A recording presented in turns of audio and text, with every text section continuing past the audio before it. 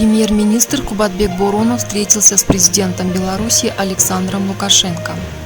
Премьер-министр Кыргызстана Кубатбек Боронов в ходе рабочей поездки в город Минск встретился с президентом Беларуси Александром Лукашенко.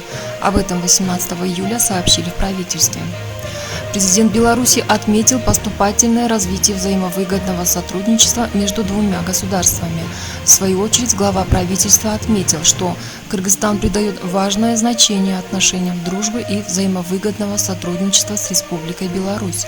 В ходе встречи Кубатбек Боронов также подчеркнул важность акцентирования внимания на усилении двустороннего торгово-экономического сотрудничества, существенного увеличения товарооборота, наращивания инвестиционного взаимодействия, реализации проектов, представляющих интерес для обеих стран.